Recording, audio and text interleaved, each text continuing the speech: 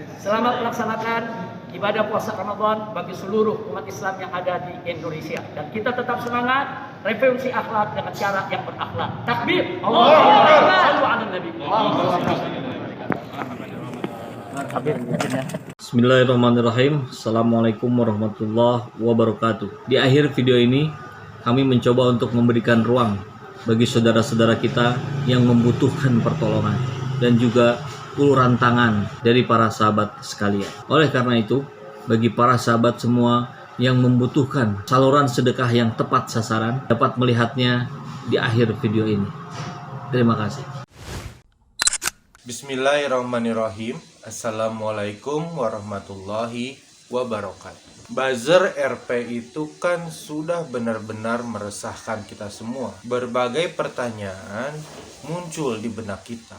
Kok ada orang-orang yang kerjaannya memecah belah masyarakat Indonesia, mengadukan antara satu sisi dengan sisi yang lain, memisah-misahkan, menggolong-golongkan manusia ke dalam golongan kadrun, togog, kampret, dan lain sebagainya. Siapakah mereka? Orang-orang yang begitu getolnya ingin rakyat Indonesia ini hancur hanya demi uang yang barang tentu tidak banyak. Bila dibandingkan dengan efek kehancuran yang akan mereka timbulkan di masa yang akan datang. Bukan sekedar untuk Indonesia, tapi juga untuk diri mereka sendiri. Memangnya setelah Indonesia hancur oleh berbagai macam perbuatan mereka, apakah nantinya para kontraktor mereka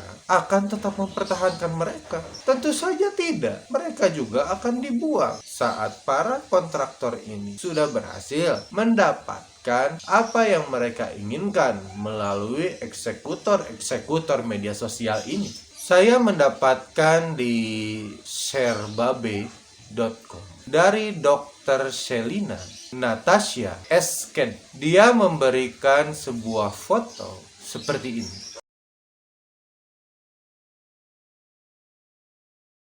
Lalu dia memberikan caption yang berbunyi, "Gerombolan buzzer.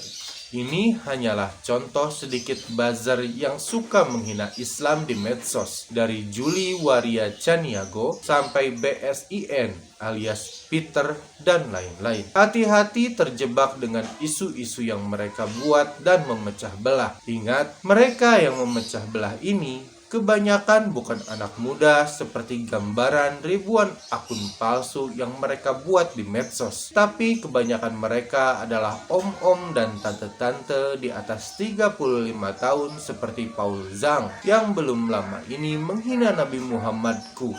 Waspadalah, waspadalah. Buat Bu Dokter, saya ingin memberitahukan sesuatu. Kalau menurut Bu Dokter, siapa yang di foto ini berusia 35 tahun? Bu Dokter salah. Lebih menurut saya. 35 tahun itu usia saya dong. Oh, tapi kalau 35 tahun dengan ukuran seseorang yang sel-sel kulit matinya tidak pernah dibersihkan secara teratur 5 hari sekali, mungkin bisa jadi. Mungkin sekali bisa jadi. Saya nggak tahu apa saya yang berasa muda atau memang mereka yang kelihatan tua. Tapi ya begitulah. Saya tidak melihat mereka berusia 35 tahun. Itu yang pertama dong. Saya nggak sepakat sama dokter di situ. Saya nggak ngerti siapa yang disebutkan dokter dengan Peter dan Julie Caniago ini. Karena ya mereka memang tidak pernah saya dengar muncul di media apapun. Tapi kalau perkara akun-akun yang beredar dan menekan umat Islam di medsos ini adalah akun-akun yang dikelola oleh beberapa orang saja. Kami semua tahu dan menyadari itu. Dan kami semua berpikir memang pastinya ini semua hanyalah pekerjaan beberapa orang yang tidak bertanggung jawab. Saya sepakat dengan dokter di situ. Tapi saya juga agak khawatir dengan kabar yang dokter sharing ini. Karena memang kabar ini, Dok, tidak ada dasar-dasarnya.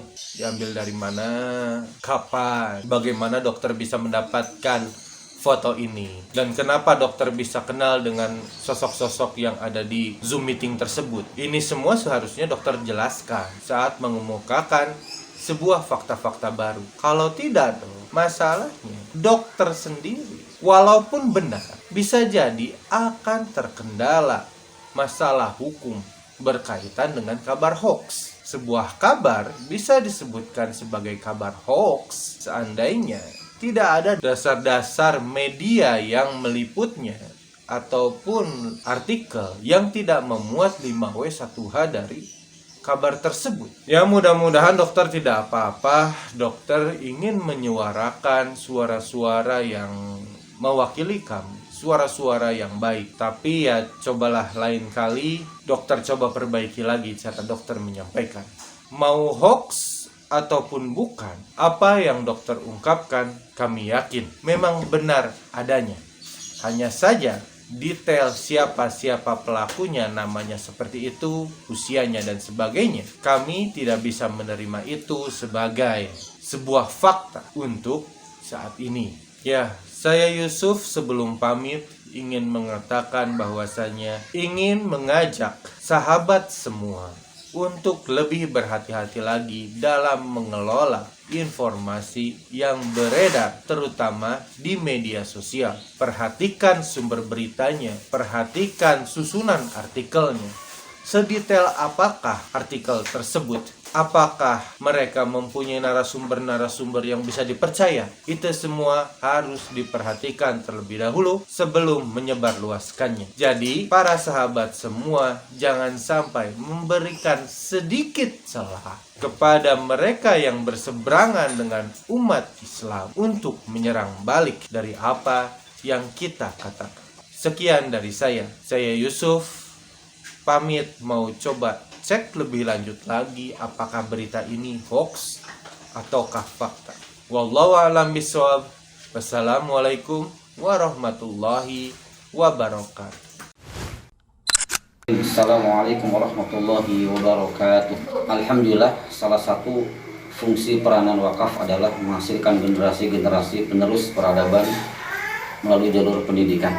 Hanya dengan 150.000 per meter persegi, sahabat telah berpartisipasi membebaskan tanah untuk pembangunan pesantren tahfidz Al-Quran di lahan wakaf seluas 5.000 meter persegi. Alhamdulillah, Yayasan Syekhul Quran mengajak kepada sahabat sekalian kaum muslimin di awal Ramadan ini, di bulan Ramadan ini, untuk ikut berpartisipasi membebaskan tanah seluas 5.000 meter persegi. Semoga Allah membimbing serta melindungi kita dari golongan orang yang senantiasa menahan hartanya untuk kebaikan. Bagi sahabat kaum muslimin dimanapun ada, bagi yang ingin ikut andil dalam program wakaf ini, silahkan untuk mentransfer ke rekening di bawah ini. Alhamdulillah, jazakallahu khairan. Assalamualaikum warahmatullahi wabarakatuh.